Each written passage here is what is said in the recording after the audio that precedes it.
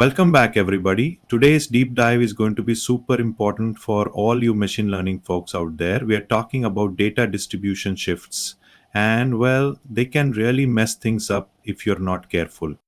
You can build the most amazing model, super accurate, right?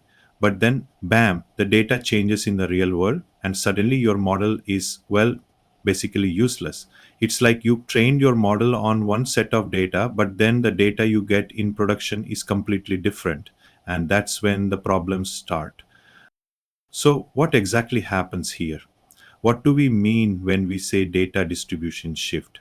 Well, it basically means that the data your model encounters out in the wild after it's deployed is different from what it saw during training. Imagine it this way: the model learned to play the game with one set of rules, and then suddenly the rules change. The data is different, and that change actually impacts how the model performs. It starts making predictions based on patterns that no longer hold true. And here is the kicker: there are actually different types of shifts, and each one brings its own set of problems. For example, covariate shift happens when the input data distribution changes, but the relationship between the input and the output stays the same. Let's say you're building a model to predict customer churn. You train it on data about demographics, spending habits, etc. But then your company launches a big marketing campaign and attracts a completely different type of customer. Now, the model seeing a customer base it's never encountered before, and that could really throw off its predictions. It's not that the model is broken, it's just that the data it's receiving has shifted in a way that makes its predictions less accurate. It's like trying to fit a square peg in a round hole. Another common shift is label shift, which occurs when the distribution of the outputs changes, but the relationship between input and output remains the same. For instance, imagine a model trained to detect a certain type of cancer from medical images. Most of the training data is negative for cancer, so the model expects to see mostly negative cases. But then it gets deployed in a clinic where most patients actually have the cancer. Now the model's seeing way more positive cases than it was trained on, which could lead to misdiagnosis or misdiagnosis. Then we have concept drift, which is a real headache. This happens when the fundamental relationship between inputs and outputs changes. For example, a fashion trend prediction model trained on data from 2 years ago might be totally useless today because what's fashionable has completely changed. It's not just about retraining the model with new data. You have to rethink the whole problem because the very definition of what you're trying to predict has changed. So these are the three main types of shifts: covariate shift, label shift, and concept drift. Sounds like we need to stay aware of these shifts, right? How do we even know when one of these shifts is happening? We can't just assume everything's fine. Well, that's where monitoring comes in. Think of it like a smoke detector in your house. You need something that's constantly watching out for any signs of trouble. We need to actively check on our models and make sure they're not being thrown off by these shifts. It's like having a pet. You can't just feed it once and expect it to thrive. You need to keep checking up on it and making sure it has what it needs. And believe me, things will definitely change. The data landscape is constantly evolving. So once we detect a shift, what do we do about it? Well, luckily, it's not hopeless. There are ways to adapt and keep our models performing well, even when the data throws us a curveball. And that's where continual learning comes in. But we'll save that discussion for the next part of our deep dive. Stay tuned. So, continual learning, it sounds kind of futuristic, right? Like we're giving our models the ability to constantly learn and adapt. And that's exactly what we're talking about. We're talking about giving our models the superpower to evolve and stay relevant in a world where data is always changing. How do we do this? Well, one way is to simply retrain the model on new data that reflects the current distribution.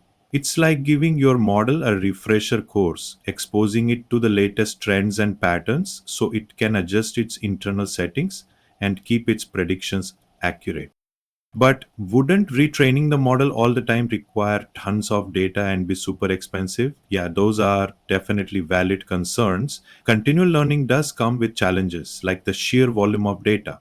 You are basically storing and managing a never-ending stream of data, and it can get pretty overwhelming. Plus, retraining a complex model from scratch every time can be very resource intensive. We need to be smart about it. We can't just throw computing power at the problem and hope for the best. One strategy is to focus on incremental updates instead of retraining the whole model every time. So instead of rebuilding the entire model, we just update specific parts of it based on new data.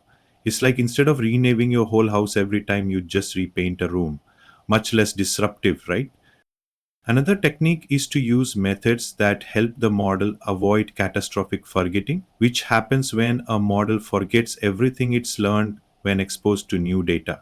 We don't want our model to become an amnesiac every time we update it. So, we help it retain important knowledge while still learning new things.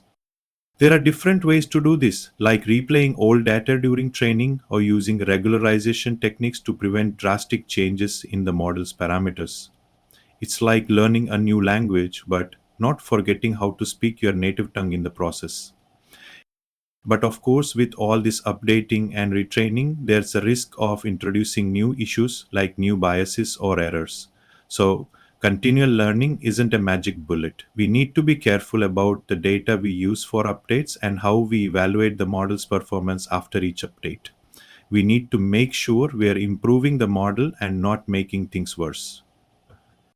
Continual learning is like a delicate dance, not a brute force approach. We need to be graceful, aware, and constantly monitoring for missteps. But with the right strategies, continual learning can help us create models that are more robust, adaptable, and reliable in the real world. So let's make this a bit more concrete. Let's think about real world examples of how data distribution shifts can play out in different industries. Take finance, for instance. Imagine you have a stock prediction model that's been trained on years of historical data, but then suddenly a global pandemic happens. The market's going haywire, and the model has never seen anything like this. This is a huge covariate shift, and suddenly the model's predictions become pretty unreliable. Or think about recommendation algorithms.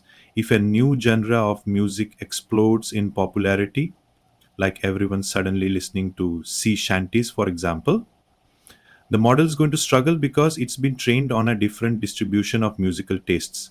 That's label shift and maybe even concept drift. And in healthcare, imagine a model trained to detect lung cancer based mostly on data from smokers, but now it's deployed in a clinic where most patients have never smoked. Suddenly, the model's expecting patterns that aren't there, leading to potential misdiagnosis. So, whether it's finance, recommendations, or healthcare, data distribution shifts can have serious consequences.